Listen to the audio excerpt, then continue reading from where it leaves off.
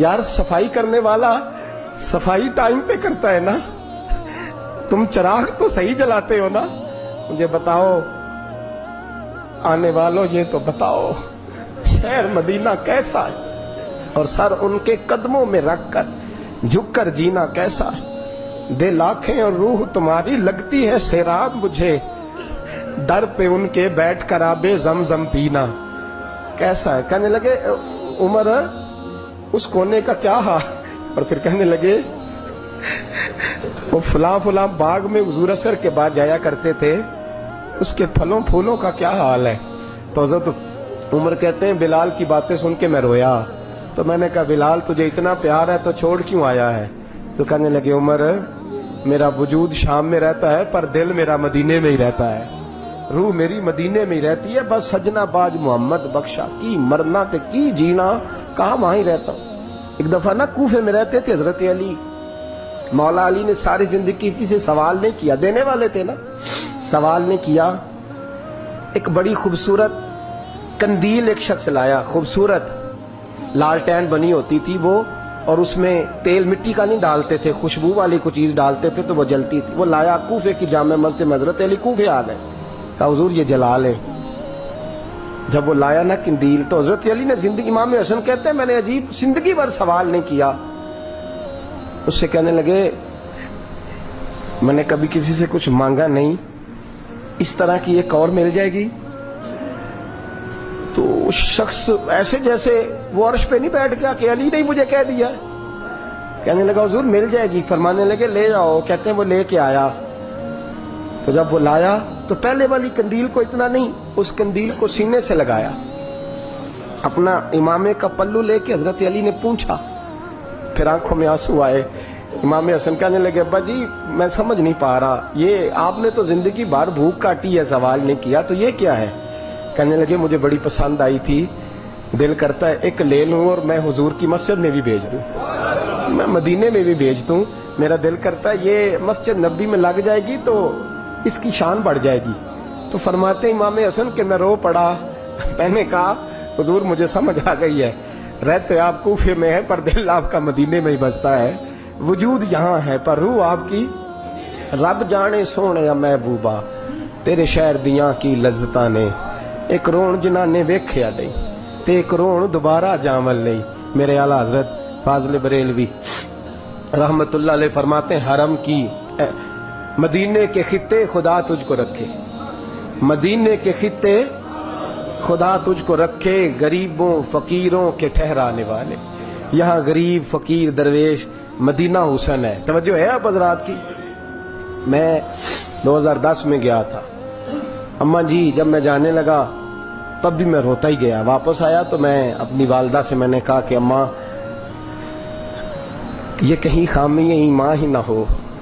मैं मदीने से पलट आया, मैं बड़ा तड़पा। मैंने कहा अम्मा जी वो जाने की जगह तो है पर दोबारा आने की जगह नहीं, वहां से दोबारा आना नहीं चाहिए। वहां से सबसे मुश्किल मरहला मदीने से लौटना है, आना नहीं चाहिए। तो मेरी अम्मा मुझे कहने लगी अल्लाह तुझे बार बार बुलाएगा, दुआ करनी चाहिए, रोना नहीं चाहिए। बुजुर्गों का दरवेशों वाला जो अंदाज था।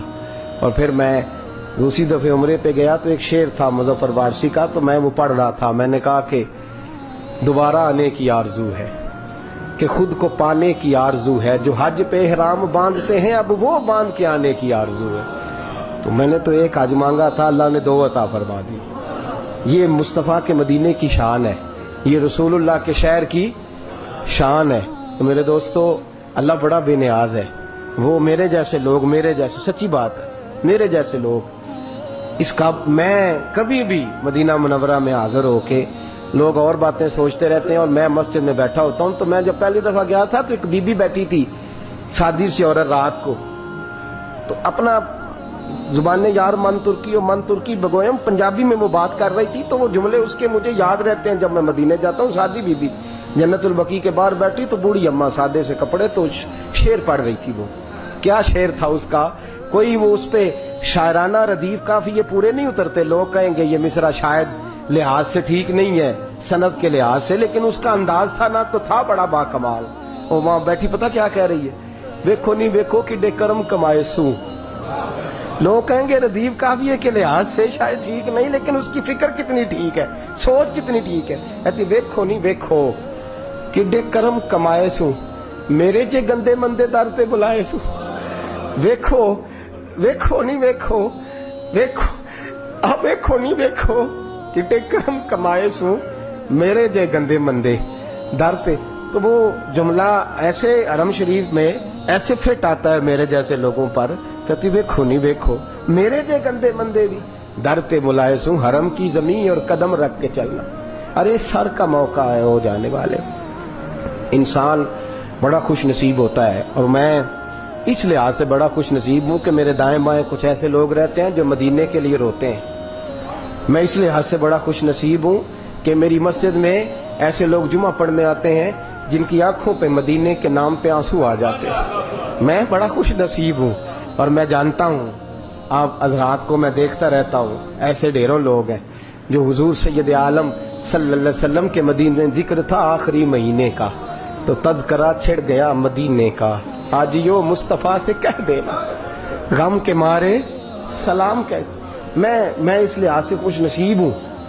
اس دفعہ بھی نوجوانوں نے تیاری کی، نوجوانوں نے، اور دیکھتے ہی دیکھتے 26-27 لوگ. اور خوش نصیبی کی عادت ہے کہ جوانوں کا قافلہ جنہیں اتنی جلدی شوق پیدا نہیں ہوتا، اور تڑپ کر کے تیار ہوئے، رو کر کے تیار ہوئے. میں نے کہا میں خوش نصیب ہوں. ابھی جانا ہے ہم نے انشاءاللہ، پیر والے دن ہم قافلے کے ساتھ حاضری دیں گے مدینہ شریف. پیر کو انشاءاللہ تعالی ابھی جانا ہے. اور معراج شریف کی رات جلسہ کر کے میں اندر گیا تو میرا ایک عزیز میرے گلے رکھ کے تڑپ کے رویا. تو میں نے کہا تجھے کیا ہے؟ کہتا حضور 14 دن تھوڑے نہیں تو پتہ ہی نہیں چلے گا، کوئی سبب لگ جائے. تو میں نے کہا یار تو چل صحیح، انہیں بلایا ہے وہ اسباب بھی پیدا فرمائیں گے.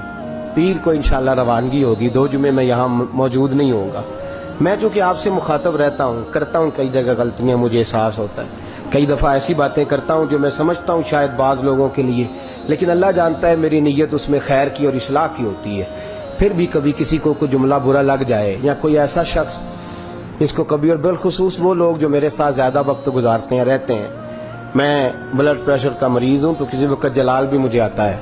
ان سے میری بالخصوص گزارش ہے کہ مجھے ساتھ ہی درگزر کر دیا کریں، ساتھ ہی مجھ سے درگزر کیا کریں. میں واقعی درگزر والا شخص ہوں. آپ سب حضرات سے بھی اپیل ہے کہ مجھے سچ مچ درگزر کر کے بھیجیے گا، تاکہ میں جب وہاں جاؤں تو اپنی معافی سمیٹ کر کے واپس آؤں.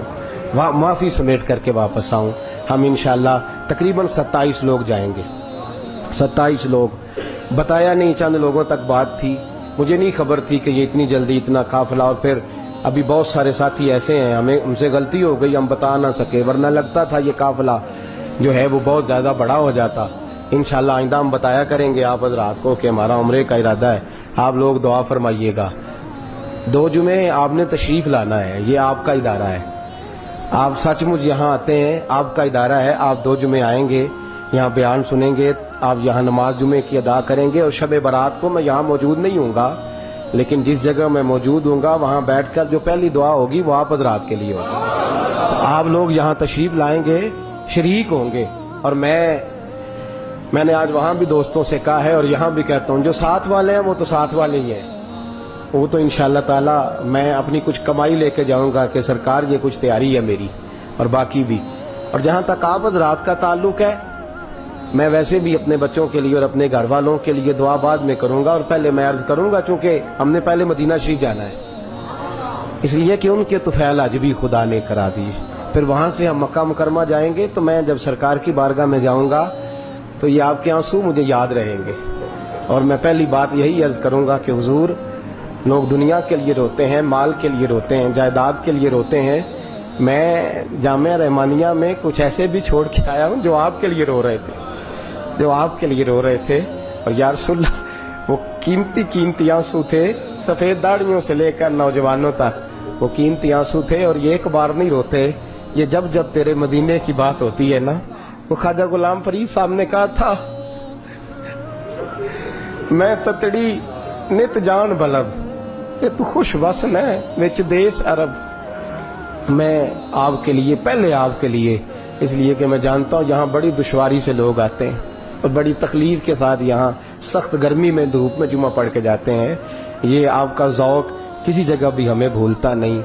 حرم مدینہ میں بھی پہلی دعا آپ کے لیے ہے اور حرم کعبہ میں بھی پہلی دعا آپ کے لیے ہے. بس یہ دعا فرمائیے گا کہ ویکھو نہیں ویکھو کڈے کرم کمائے سو، میرے جے مندے چنگے در تے بلائے سو. خدا آپ کو قیامت کی صبح تک آباد فرمائے. آخر دعویٰ الحمدللہ.